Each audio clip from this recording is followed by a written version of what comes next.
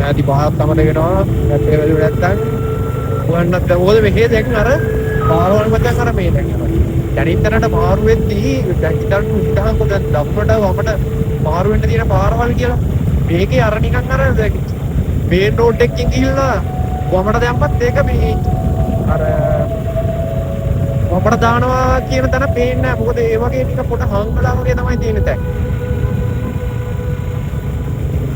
මං හිතන්නේ ගම්පද කේස් එකත් එක්ක නිසාම මේ පාරවල් පොඩ්ඩක් අර මේ ගැපි ලුක් එකක් තියෙනවා. ගැපි ලුක් එකක් කියනකොට පොඩ රුරල් ලුක් එකක් තියෙන්නේ. It's very nice මචං. So this is how we go.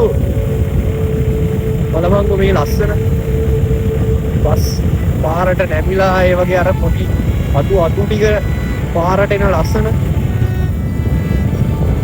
දැන් නම් යන්නේ කොයිද යන්නේ නෑ දැන් යන්නේ මම හිතන්නේ ඉන්න පාරේ